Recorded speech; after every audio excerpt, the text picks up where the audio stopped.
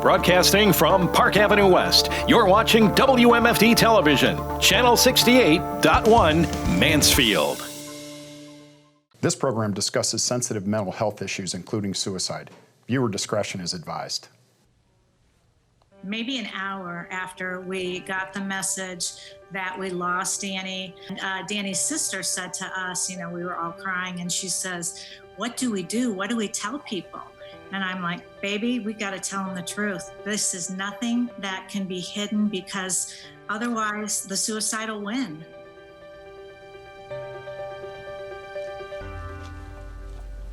We're not mental health professionals. It's just something that happened to our family. We direct people other places. And most important of all, I think, don't quit. Keep fighting, keep living. Things will get better. Good evening and welcome to Sparking the Conversation. We are 33 Forever, and I'm Donna Heck, and I'm sitting here with my husband Jeff Heck, and we are so excited to be able to bring you weekly half-hour messages, stories, and resources surrounding mental health topics and challenges. This show's purpose and hope is to provide both information and inspiration, making conversations about mental health the norm.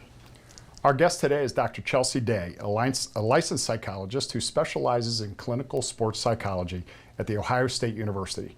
She has worked in private practice with high school, Olympic, and professional athletes in college counseling settings, and is a member of 33 Forever's Professional Advisory Committee. And most importantly to us, she was also a dear childhood friend of our daughter, Danny. So welcome to Sparking the Conversation, Chelsi. And as we said in the introduction, we have a very special relationship with you. Danny had a very special relationship with you. Why don't you tell our viewers kind of about that and a little bit about your background? Some of my earliest childhood friendship memories include Danny. I can still picture the living room and like the setup, the layout of the house, playing. One of my favorite pictures that I have is, there's two. So Danny we used to love playing injured. So we would put like 8 socks on one foot and use mops and brooms to hop around and pretend we had these broken ankles. And then, so there's a picture of us in my mom's kitchen doing that. And then there's this other picture of us they must have been my mom's like old bridesmaid's dress, big, puffy, colors that are in style again now. And we're in them and we patted the chest of them, and we're all like fancied up and just thought we were hilarious. And so, those are some of my earliest memories of even playing with other kids. And so, through much of early childhood, and then when we were at separate schools, it was a lot of kind of catch as catch can, and we always kind of would run into each other, but was such a part of some of those formative years for me. Yeah, you brought such good memories to us, and you shared some of those pictures when we lost Danny. What was it like when you heard that we lost Danny to suicide? So it just gave me goosebumps even to think about it. So I remember I had an infant, and I remember like being up early in the morning and seeing an Instagram post. But it was kind of a vague Instagram post, right? One of those like memorial type of posts where you're like, what? Something's going on. And I remember just thinking no way. And just that sinking gut feeling of like, this is a worst case scenario situation. And kind of going back to it over and over to check comments, right? Like, what's going on? Not wanting to like ask someone like, hey. And so trying to kind of figure it out. And so by kind of later in the morning had realized that she had died and by suicide. And it surprised me how deeply it impacted me. I just remember being so off and upset and like thinking about going to work and thinking about, knowing that she had challenges and struggles, but we were never close enough that I really knew any intimate details about any of that. Mm-hmm. But being a psychologist and just thinking through like what she must have experienced and just feeling it like a kick to the gut. And my husband had never met Danny. And so I remember even just saying to him, like, this is gonna sound really weird, but like, I am like really upset. And it feels weird to be this upset about someone I haven't talked to in such a long time, but it pulled me back to that early childhood stuff and those formative experiences. And it was totally threw me off. You know, and it's interesting you say that because we've had a lot of reaction by people, and I'm sure it's a common reaction. And, you know, we all have it. We see somebody that we haven't seen for a long time on especially social media these days, and that's how we learn, unfortunately, a lot of times where we lose somebody. But in the meantime, you had, as you said, become a practicing psychologist. You'd worked and worked to get to there, and it just obviously coincidentally here you sit tonight to talk about some of these issues. But what led you to the field, and what was your interest in getting into the specific field that you're in now? Yeah, so a more part of my unfortunate kind of story is that I had an aunt who died by suicide when I was a toddler, a cousin who died by suicide in the summer between undergrad and grad school, which just kind of tells you also that there's a lot of mental health stuff in my family. And so I knew I wanted family, to... right? Right? Family. Yes. And so I knew I wanted to be a psychologist. I knew I wanted to do psychology. I initially wanted to be a criminal profiler for the FBI, thanks to Ashley Judd and Morgan Freeman and their early movies. But kind of switched to wanting to work with college-aged folks, particularly student athletes. And as a college athlete, realized that there are some unique mental health challenges that come with that. And there weren't the right support services to address those in terms of the unique population, if we think about kind of the cultural impact of athletics and sport culture. And so kind of my own personal history in my upbringing and then my own experience as a student athlete kind of led me into this path of wanting to make sure that I could provide some of those services that I didn't have. That's a wonderful, wonderful thing. And the best part about that is we are privy to that information, all that knowledge, because you have been at the beginning our go-to person when we had a question. Middle of the night, we'd text her, you would call her, just one question, what do we do with this? Yeah. And you're just incredible. Well, you really helped us when we were, especially at the beginning, way over our heads. Sure. And so that professional expertise was so critical, and the fact that you had that connection with Danny just made it so easy and comforting for us to be able to reach out. So that's a wonderful thing. We have to take a little quick break. Sure. We are going to do that, and we will be back after the break with more of Dr. Chelsi Day here on Sparking the Conversation.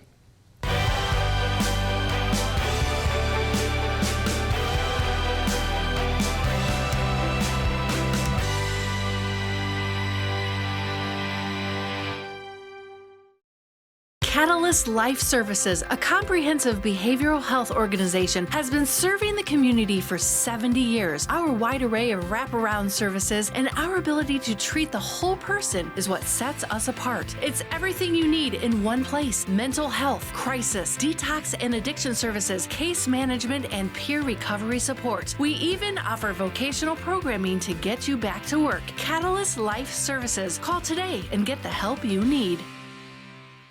Hi, I'm Joetta Magruder-Polk with Richland County Children's Services, and May is National Foster Care Month, and this year's theme is Foster Care, a support to families, not a substitute for parents. Strengthening families and focusing on the well-being of children is the key to building strong communities. Richland County Children's Services is in the need of foster parents to care for sibling groups, keeping them together, African American youth, and teenagers. Children's Services has an average of 120 children in custody with close to 60 foster care homes. Foster homes for teens are especially needed. You can make a difference in the life of a child.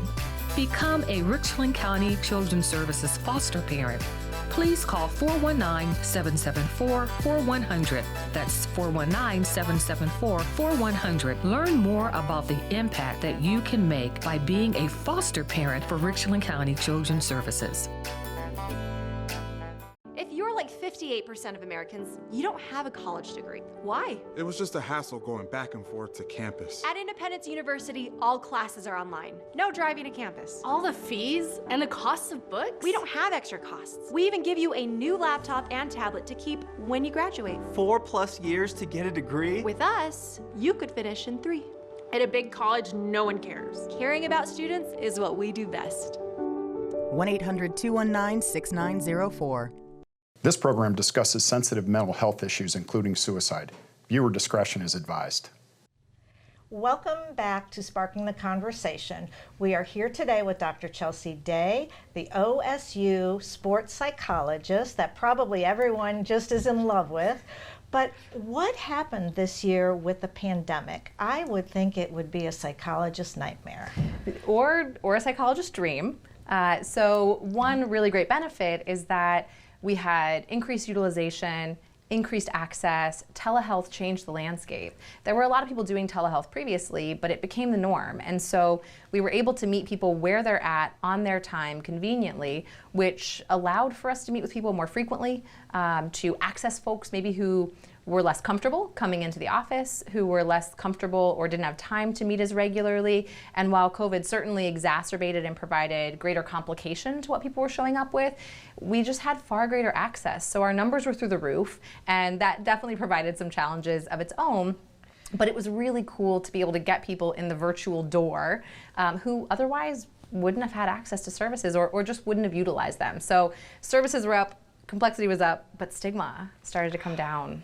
Which is great, because I got some statistics from the JED Foundation, and they had a survey from October of 2020 where, this is specifically about college-age students, 82% dealing with some kind of anxiety, 63% with depression, 62% were reporting trouble concentrating, 60% difficulty coping with stress in a healthy way, and really almost 1 in 5 with reporting some sort of suicidal thinking.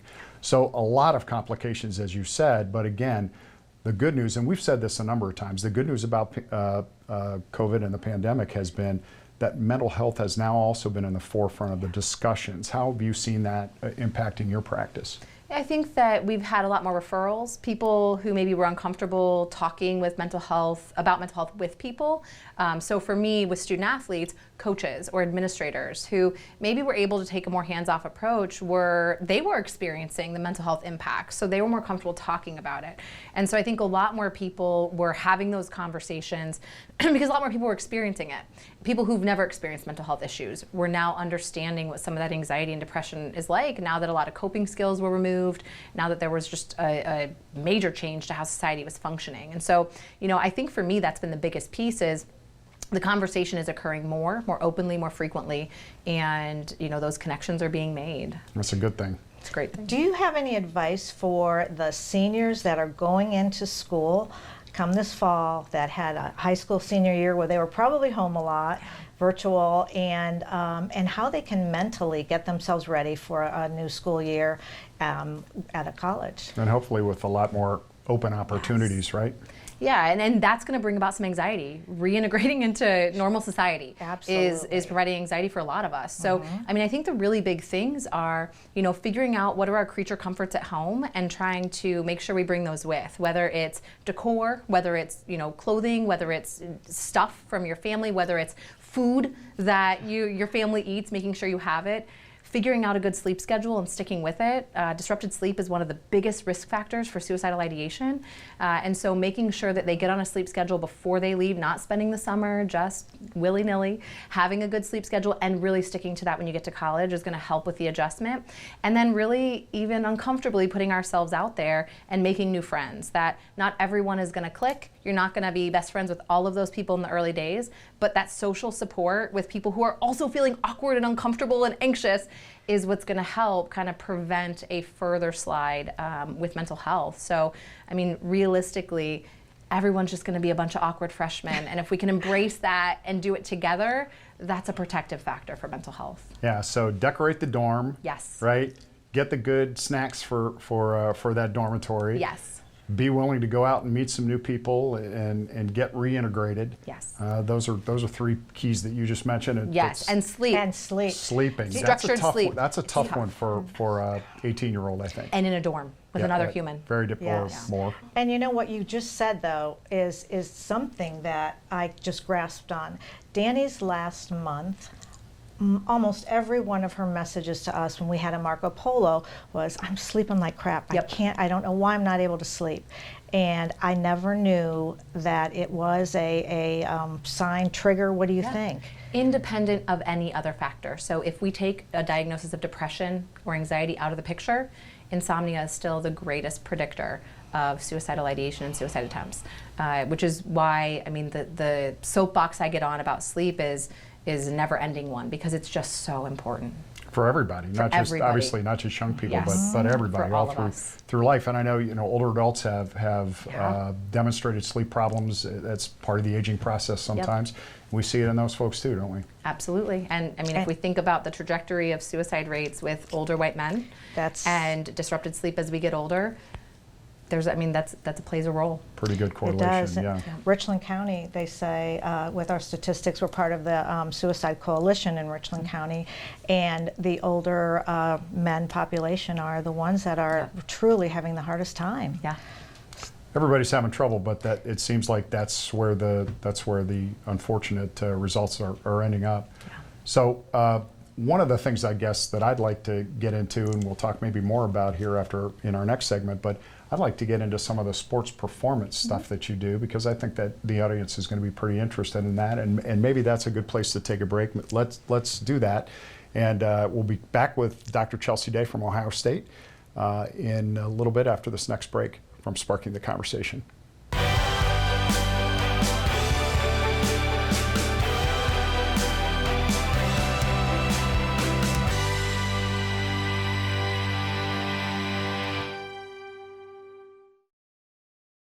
My dad was awesome, the strongest person I ever knew. He was the rock, and we thought he would never take his life. That was on Saturday. I got a call at 7:30 the following Monday that he was gone. I'm overlaying what I know now about suicide, and I should have known he was serious. I didn't. If I can just get people to understand what suicide is, I'm keeping the promise I made to my dad the day we buried him. Frozen, yet a Coke. Not a solid, but not a liquid. They're a paradox of deliciousness. Beat the heat with a refreshingly cool Minute Maid slushie or a frozen Coke. In 1961, Les Gribling and investors built a road race course. This summer, we celebrate the 60th season of racing at the Mid-Ohio Sports Car Course. The legendary road course in Lexington, Ohio will showcase some of the premier motorsports events in America, welcoming fans back for a full slate of races. Make Mid-Ohio a part of your summer.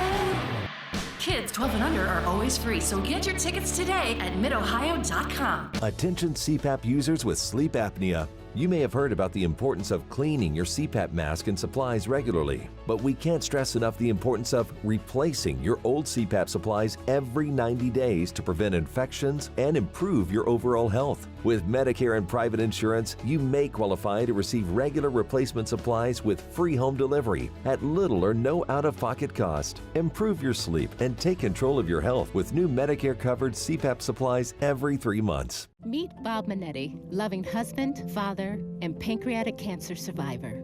I'm so glad I learned what was possible for me. To learn more about the latest research, including clinical trials, visit pancreaticcancercollective.org. Welcome back to Sparking the Conversation. We're here with Dr. Chelsi Day from Ohio State. She's a sports psychologist, and we were just talking before our break about the sports psychology aspect of what you do every day. So tell our viewers about that and really how that integrates with everything else you do.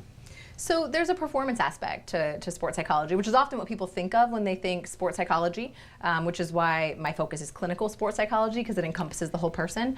And if you think about it, for someone to perform on the field, they need to be a generally healthy, well person. And so we also focus on that performance aspect. And sometimes that has an underlying mental health component, and sometimes it doesn't. Sometimes it's just performance anxiety. Maybe they had, high pressure situations before they got to college, or maybe the coaching style is different, or they often, especially at Ohio State, go from being the big fish in the little pond in high school to being a regular fish with a bunch of other big fish. And so a lot of times that performance stuff is a little bit challenging. And really we see the sports psychology aspect as just like anything else. So if you have good nutrition and good strength and good training, if you can train the mental aspect as well, we're gonna perform better. And then the perk of that as well is often people are more comfortable coming in for the performance stuff. And so maybe I have this other stuff. I have maybe family history stuff or my own mood stuff, but I'm not trying to touch that. And so I definitely feel comfortable coming in and saying, oh, I don't know why I'm not like leveling up in my performance, and we're able to start there, build a relationship that allows us to get to some of that stuff. Are they required to come talk to you? No, not at all. So Okay. we don't do mandatory services. So it really is whether they refer themselves, it's usually a teammate word of mouth stuff. Occasionally coaches will suggest it, but it's all totally voluntary. And I think the most interesting thing that you talked about is you think about a sports psychologist, which is, trying to get peak performance out of an athlete. But, as you say, those athletes are just regular college students. And actually, they're college students with sometimes enhanced pressures, way enhanced pressures, especially at a place like Ohio State, where, is a big school, a big stage, and a lot for them to deal with. So I'm sure you're seeing all the different gamut of mental health challenges, and it gives you a door, as you say, into those kids. Absolutely. I mean, we just had this last year, one of our basketball players who was getting death threats on social media. That's not happening to a regular student who did poorly on an exam, right? And so there are these unique pressures. There's a lack of control. They don't have control over their schedules. And not that these are worse than anyone else, but it's a unique demand. There are also college students who work full time or are performers in other ways and have the same pressures.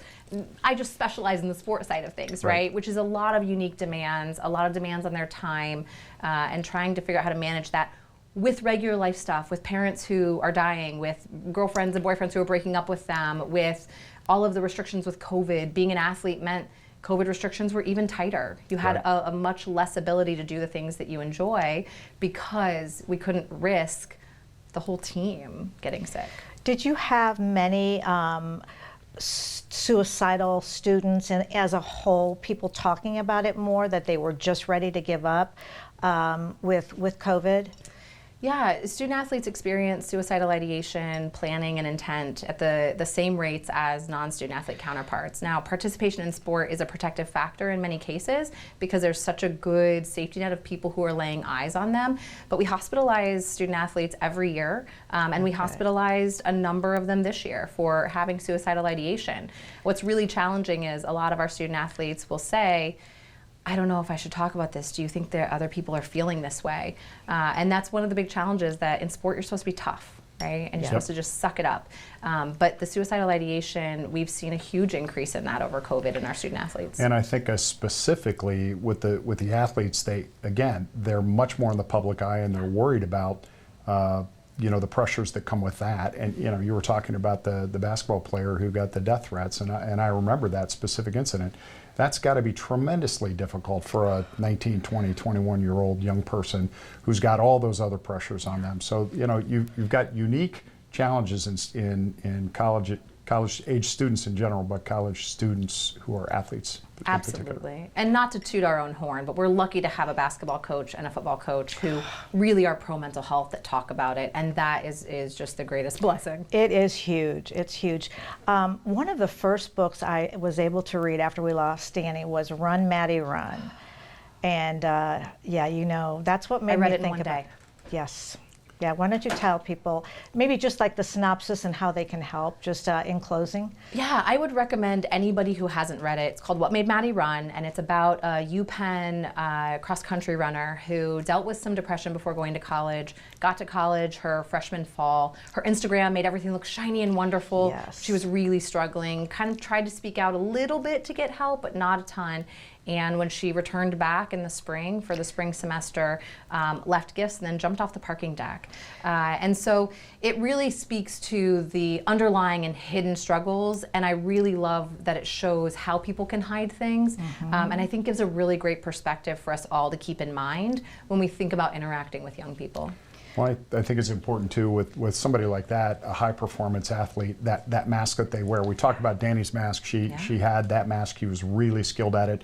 She was a really high performing person in other areas, but that mask was strong and big and difficult to get off. So. Yes. So do you have hope for all this upcoming year with the changes? I'm obsessed with this generation of young people. They're so resilient. They are so much more open. They talk about their problems so much more than previous generations. I think they're going to be the big change makers when it comes to mental health. And so despite the fact that they're struggling at really high rates, I am so hopeful that they're going to be the group that brings these conversations to the forefront and keeps them there. That's terrific. That's a great way to end today. Chelsi, thank you for coming. We appreciate it. We appreciate all your help. And everyone, don't go away, because we're going to be back with our memory moment.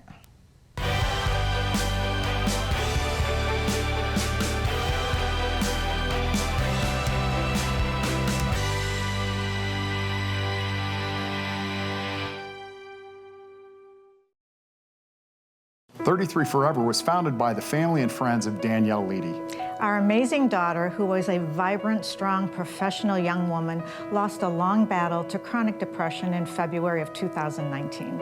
.33 Forever was created to both honor Danny's life, as well as her longtime passion to raise awareness and empower those struggling with depression, anxiety, self-worth, and suicidal thoughts. Visit our website to learn more. We are .33 Forever. Hi, I'm Joe Trollian, the Executive Director for the Richland County Mental Health and Recovery Services Board. Addiction to drugs and alcohol create a personal struggle as well as impact those around you. You are not alone. We have many professionals and organizations who care. Reach out for help today. Know it before you need it. Visit know it, the letter B, the number 4, the letter U, needit.com.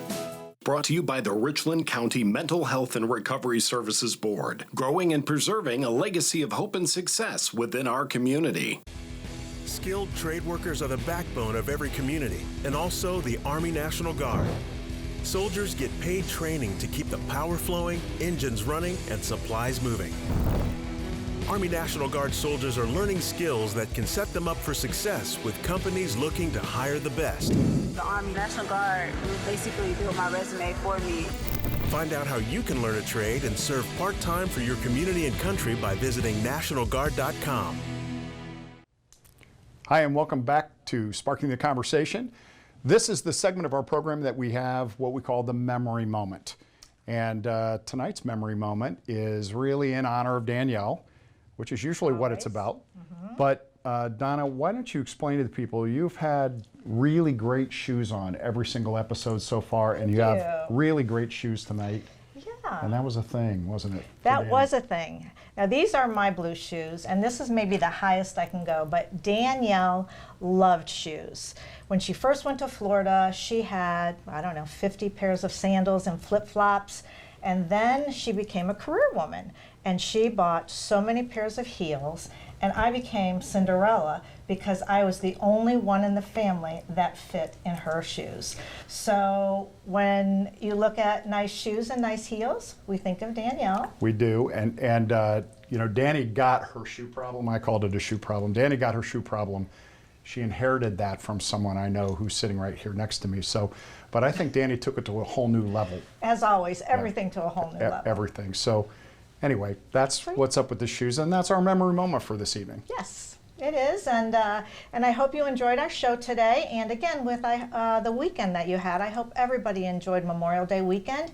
And we will be here again next week with another guest on Sparking the Conversation. Have a great week.